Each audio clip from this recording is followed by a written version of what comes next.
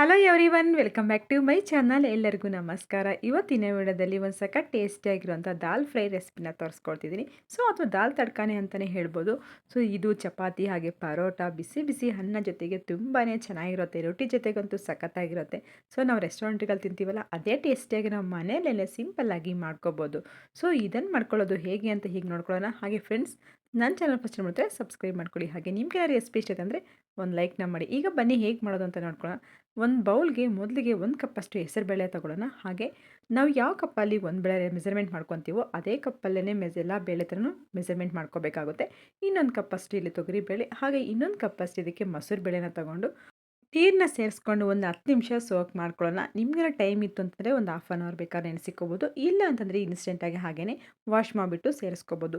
ಇಲ್ಲಿ ನಾನು ಒಂದು 10 ನಿಮಿಷ ಆದಮೇಲೆ ಇವಾಗ ನೀರಲ್ಲೇ ನೆನೆಸಿಕೊಂಡಿರ್ತೀವಲ್ಲ, ಸ್ವಲ್ಪ ಸಾಫ್ಟಾಗಿ ಆಗಿರುತ್ತೆ. ಇವಾಗೆಲ್ಲ ಬೇಳೆನ ಒಂದು 2 ಸಲ ವಾಶ್ ಮಾಡ್ಕೊಂಬಿಟ್ಟು ಆ ಬೇಳೆನ ಈಗ ಒಂದು ಕುಕ್ಕರ್ಗೆ ಸೇರಿಸ್ಕೊಳ್ಳೋಣ.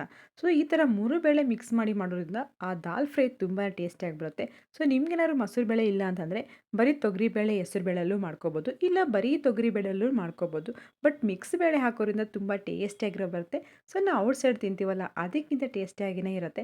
ಈಗ ಕುಕ್ಕರ್ಗೆ ಬೇಳೆ ಎಲ್ಲ ಸೇರಿಸ್ಕೊಂಬಿಟ್ಟು ನೀರನ್ನ ಹಾಕ್ಕೊಳ್ಳೋಣ. ಬೇಳೆ ಬೇಯಕ್ಕೆ ಎಷ್ಟು ನೀರು ಬೇಕಾಗುತ್ತೆ ಅಂತ ನೋಡಿಕೊಂಡು ನೀರನ್ನ ಸೇರಿಸ್ಕೊಂಬಿಟ್ಟು ಇದರ ಜೊತೆಗೇ ಒಂದು 1/4 ಚಮಚ ಅಷ್ಟು ಅರಿಶಿನ ಹಾಕ್ಕೊಳ್ಳೋಣ. ಈ ರೀತಿ ನಾವು ದಾಲ್ ಫ್ರೈ ತುಂಬ ಸಿಂಪಲ್ಲಾಗಿಯೇ ಮಾಡ್ಕೋಬೋದು. ಈಸಿಯಾಗಿಯೇ ಆಗಿಬಿಡುತ್ತೆ.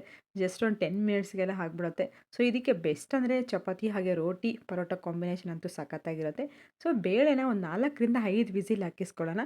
4ರಿಂದ 5 ವಿಸಿಲ್ಗೆ ಬೇಳೆ ತುಂಬ ಸಾಫ್ಟಾಗಿ ಆಗಿರುತ್ತೆ. ಈಗ ಕುಕ್ಕರ್ ಸಹ 4 ವಿಸಿಲ್ ಬಂದಮೇಲೆ ಈಗ ದಾಲ್ ಫ್ರೈ ಮಾಡ್ಕೊಳ್ಳಿಕ್ಕೆ ಒಂದು ಪ್ಯಾನ್ ಹಿಡ್ಕೊಂಡು ಅದಕ್ಕೆ 1 ಸ್ಪೂನಷ್ಟು ತುಪ್ಪ ಹಾಕ್ಕೊಳ್ಳೋಣ. ನೀವಿಲ್ಲಿ ಬೇಕಾದರೆ ತುಪ್ಪ ಪ್ಲೇಸ್ಗೆ ಬೇಕಾದ್ರೆ ಬಟರ್ನ ಯೂಸ್ ಮಾಡ್ಬೋದು. ಯಾವುದಾದ್ರೂ ಬಟ್ ತುಪ್ಪ ಆದರೂ ಬಟರ್ ಯಾವುದಾದ್ರೂ ಒಂದು ಯೂಸ್ ಮಾಡಬೇಕಾಗುತ್ತೆ. ನಾನಿಲ್ಲಿ ತುಪ್ಪ ಅರ್ಧ ಮತ್ತು ಆಯಿಲ್ ಅರ್ಧ ಹಾಕ್ಕೊತಿದ್ದೀನಿ. ಇನ್ನು ಆಯಿಲ್ ಬದಲು ಬರೀ ತುಪ್ಪದಲ್ಲಿ ಮಾಡಿದ್ರೆ ತುಪ್ಪದಲ್ಲಿ ಫ್ಲೇವರು ಸಖತ್ತಾಗಿರುತ್ತೆ ದಾಲ್ ಫ್ರೈ. ಇವಾಗ ಆಯಿಲ್ ಬಿಸಿ ಆದಮೇಲೆ ಇದಕ್ಕೆ ಒಂದು 1/4 ಚಮಚ ಅಷ್ಟು ಸಾಸಿವೆ ಹಾಗೆ ಒಂದು 1/4 ಚಮಚ ಅಷ್ಟು ಇದಕ್ಕೆ ಜೀರಿಗೆನ ಸೇರಿಸ್ಕೊಂಡ್ಬಿಟ್ಟು ಮತ್ತು ಇದಕ್ಕೆ ಸಣ್ಣಗೆ ಕಟ್ ಮಾಡಿದಂಥ ಬೆಳ್ಳುಳ್ಳಿ ಹಾಗೆ ಮತ್ತು ಶುಂಠಿ ಮೇಯ್ನ್ ಅಂದರೆ ಇದೇ ಫ್ಲೇವರು ಸಖತ್ತಾಗಿ ಬರುತ್ತೆ. ಇಲ್ಲಿ ಜಜ್ಜಿಬಿಟ್ಟು ಹಾಕೋಬೋದು, ಥರ ಸಣ್ಣಕ್ಕೆ ಚಾಪಿಂಗ್ ಮಾಡಿ ಹಾಕಿದ್ರೆ ತುಂಬ ಟೇಸ್ಟಿಯಾಗಿದೆ. ಇದೊಂದು 30 ಸೆಕೆಂಡ್ಸು ಫ್ರೈ ಮಾಡಿಕೊಂಡು ಶುಂಠಿ ಮತ್ತು ಬೆಳ್ಳುಳ್ಳಿ ಜಸ್ಟ್ ಲೈಟ್ ಕಲರ್ ಬಂದರೆ ಸಾಕು, ನಮ್ಗೆ ಗೊತ್ತಾಗ್ಬಿಡುತ್ತೆ ಅದು ಫ್ರೈ ಆಗಿದೆ ಅಂತ. ಇಂಥ ಟೈಮಲ್ಲೇ ಇದಕ್ಕೆ ಸಣ್ಣಕ್ಕೆ ಕಟ್ ಮಾಡಿದಂಥ ಈರುಳ್ಳಿನ 1 ಕಪ್ ಅಷ್ಟು ಸೇರಿಸ್ಕೊಳ್ಳೋಣ. ನಾವು ಈರುಳ್ಳಿ ಎಷ್ಟು ಕ್ವಾಂಟಿಟಿಯಲ್ಲಿ ತೊಗೊಳ್ತೀವಿ ಅನ್ನೋದು ನಾವು ದಾಲ್ ಫ್ರೈ ಮಾಡ್ತೀವಲ್ಲ ಅದ್ರ ಮೇಲೆ ಡಿಪೆಂಡ್ ಆಗಿರುತ್ತೆ. ನಮಗೇನೋ ಸ್ವಲ್ಪ ದಾಲ್ ಫ್ರೈ ಜಾಸ್ತಿ ಕ್ವಾಂಟಿಟಿಯಲ್ಲಿ ಬೇಕು ಅಂತಂದರೆ ಈರುಳ್ಳಿ ಸ್ವಲ್ಪ ಜಾಸ್ತಿ ಹಾಕ್ಕೊಳ್ಳಿ. ನಾನಿಲ್ಲಿ 1 ಕಪ್ ಅಷ್ಟು ತೊಗೊಂಡಿದ್ದೀನಿ. ಈ ದಾಲ್ ಫ್ರೈ ಆರಾಮಾಗಿ 6ರಿಂದ 7 ಜನ ಅಷ್ಟು ತಿನ್ಬೋದು. ಅಷ್ಟು ಕ್ವಾಂಟಿಟಿಯಲ್ಲಿ ನಾನು ಮಾಡ್ತಿರೋದು ಇವತ್ತು.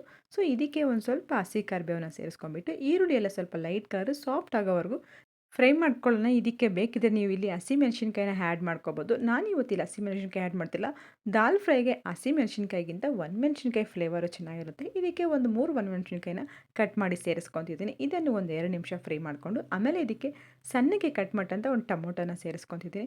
ಅಷ್ಟೇ, ನೀವು ಈರುಳ್ಳಿ ಎಷ್ಟು ಕ್ವಾಂಟಿಟಿಯಲ್ಲಿ ತೊಗೊಂಡಿರ್ತೀರೋ ಟೊಮೊಟೊನೂ ಅಷ್ಟೇ ಅಷ್ಟೇ ಕ್ವಾಂಟಿಟಿಯಲ್ಲಿ ತೊಗೋಬೇಕಾಗುತ್ತೆ. ಯಾಕಂದರೆ ಟೊಮೊಟೊ ಸ್ವಲ್ಪ ಹೆಚ್ಚಿಗೆ ಹಾಕ್ಕೊಂಡ್ರೆ ಚೆನ್ನಾಗೇ ಇರುತ್ತೆ. ಟೊಮೊಟೊ ಎಲ್ಲ ಸ್ವಲ್ಪ ಸಾಫ್ಟ್ ಆಗೋವರೆಗೂ ಫ್ರೈ ಮಾಡ್ಕೊಳ್ಳೋಣ. ಈ ಥರ ಸಿಂಪಲ್ಲಾಗಿಯೇ ಕಡಿಮೆ ಇಂಗ್ರೀಡಿಯೆಂಟ್ಸಲ್ಲಿ ಈ ಥರ ದಾಲ್ ಫ್ರೈ ರೆಡಿ ಮಾಡ್ಕೋಬೋದು.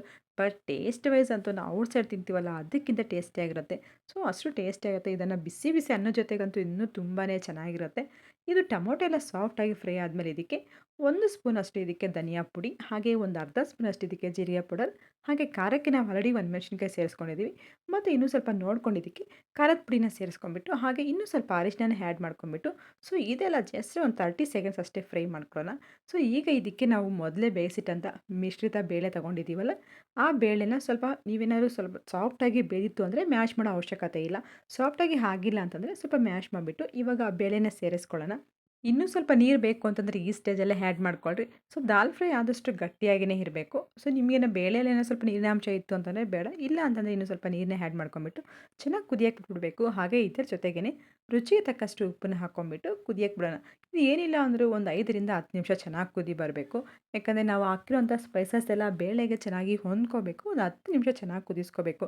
ನೀವು ಕನ್ಸಿಸ್ಟೆನ್ಸಿ ನೋಡ್ಕೊಳ್ಳಿ. ಸ್ವಲ್ಪ ರೈಸ್ ಏನಾದ್ರು ಮಾಡ್ಕೊಂಡಿದ್ದಂದರೆ ಸ್ವಲ್ಪ ತೆಳುವಾಗಿರಬೇಕು. ಇಲ್ಲ ನಾವು ರೋಟಿಗೆ ಅಥವಾ ಪರೋಟಾಗೆ ತಿನ್ನಂಗಿದ್ರೆ ಸ್ವಲ್ಪ ಗಟ್ಟಿಯಾಗಿಯೇ ಇರಬೇಕು. ದಾಲ್ ಫ್ರೈ ತಣ್ಣಗಾದ್ಮೇಲೆ ಸ್ವಲ್ಪ ಅದು ದಪ್ಪನೇ ಬಂದ್ಬಿಡುತ್ತೆ, ಗಟ್ಟಿಯಾಗಿಯೇ ಆಗಿಬಿಡುತ್ತೆ. ಸೊ ಒಂದು 10ರಿಂದ 15 ನಿಮಿಷ ನಾನಿಲ್ಲಿ ಕುದಿಸ್ಕೊಂಡಿದ್ದು ಚೆನ್ನಾಗಿ.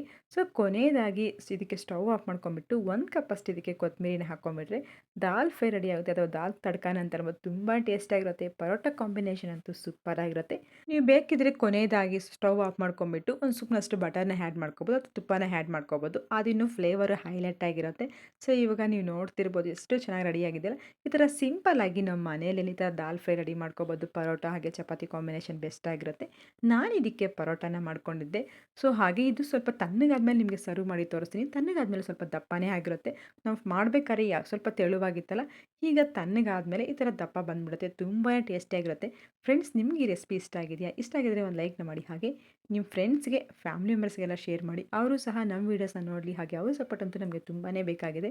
ಸೊ ನಿಮಗೆ ಅದರ ರೆಸಿಪೀಸ್ ಬೇಕು ಅಂದರೆ ಕಮೆಂಟ್ ಮಾಡ್ತೀರಿ. ನಾನಂತೂ ಇವತ್ತು ಇದನ್ನು ಪರೋಟ ಜೊತೆಗೆ ಮಾಡ್ಕೊಂಡಿದ್ದೆ. ತುಂಬಾ ಚೆನ್ನಾಗಿತ್ತು. ಪರೋಟನೂ ಅಷ್ಟೇ ತುಂಬ ಸಾಫ್ಟಾಗಿ ಫಲ್ಫಿಯಾಗಿ ಬಂದಿತ್ತು. ಸೊ ಇದಕ್ಕೆ ಬೆಸ್ಟ್ ಕಾಂಬಿನೇಷನ್ ಅಂತಲೇ ಹೇಳ್ಬೋದು. ಸೊ ಇದು ಇವತ್ತಿನ ರೆಸಿಪಿ. ಮತ್ತೊಂದು ರೆಸಿಪಿಯಲ್ಲಿ ಮತ್ತೆ ಸಿಗೋಣ. ಹಾಗೆ ನಿಮ್ಗೆ ಅದರ ರೆಸಿಪೀಸ್ ಬೇಕು ಅಂದರೆ ಕಮೆಂಟ್ ಮಾಡ್ತೀರಿ. ನಾನು ವೀಡಿಯೋಸ್ನ ನೋಡ್ತೀರಿ. Thank you for watching.